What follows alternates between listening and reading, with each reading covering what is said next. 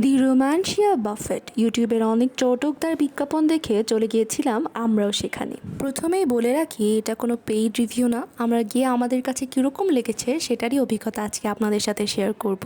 ঢুকেই আমরা আমাদের বুকিংয়ের কথা বললাম এবং সেখানে আমাদেরকে পে করার জন্য নিয়ে যাওয়া হলো, কেননা সেখানে পে ফার্স্ট বলা ছিল। সময় শুরু হওয়ার আধা ঘন্টা পূর্বেই আমরা সেখানে গিয়েছিলাম এবং আমরা গিয়েছিলাম ডিনার টাইমে।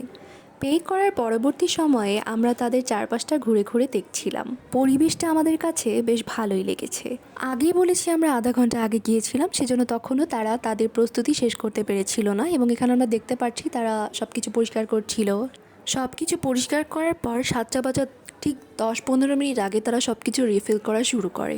সেখানে একটি অনুষ্ঠানের বুকিং থাকার কারণে সেখানে যথেষ্ট ভিড় হয়েছিল। শুরুর দিকে সেরকম ভিড় না থাকলেও ধীরে ধীরে প্রচুরই ভিড় হয়েছিল। এই ভিড় হয়েছিল বলার কারণটা আপনারা শেষে জানতে পারবেন।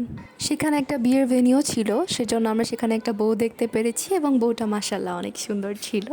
সব খাবারের ভিডিও ফুটেজ না নেওয়ার জন্য আমি আগে ক্ষমা চেয়ে নিচ্ছি। তবে যেই খাবারগুলো ভিডিও করেছিলাম সেগুলোর রিভিউ দেব এবং যে খাবারটা আমাদের সবচেয়ে বেশি ভালো লেগেছে সেটার কথা আপনাদেরকে জানাবো। আমাদের অনেস্ট মতবাদটাই আপনাদের সাথে শেয়ার করব।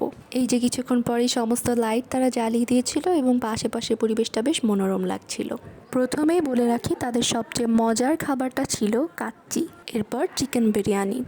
এছাড়াও অনেক ধরনের ফুড আইটেম ছিল, যেমন এখানে আমরা দেখতে পাচ্ছি এখানে যেই তারা পেনে পাস্তা বলে একটা পাস্তা রেখেছিল, পাস্তা আইটেমের মধ্যে এটা আমার সবচেয়ে বেশি ভালো লেগেছে। এছাড়াও তারা আরও অনেক মজার মজার খাবার রেখেছিল। তারা 3 ধরনের স্যুপ রেখেছিল এবং যার মধ্যে থাই স্যুপটা সবচেয়ে মজার ছিল। তাদের আলাদা সালাদ আইটেম ছিল অনেকগুলা। সালাদের মধ্যে যেটা শ্রিম্প সালাদ ছিল সেটা আমাদের অনেক ভালো লেগেছিল। এছাড়া অনেক ধরনের মজার মজার সালাদ ছিল সেখানে। তাছাড়া ছিল বিভিন্ন বাংলা খাবার, আনলিমিটেড গরুর মাংস এবং মজার মজার অনেক রেসিপি।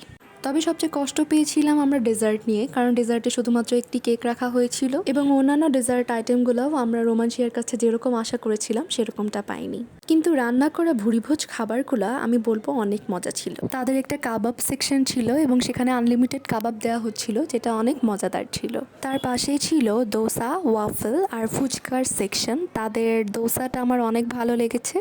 তাদের ওয়াফেল নিয়ে আমি একটু ডিসঅ্যাপয়েন্টেড ছিলাম, আর ফুচকাটাও মাশাআল্লাহ অনেক মজার ছিল।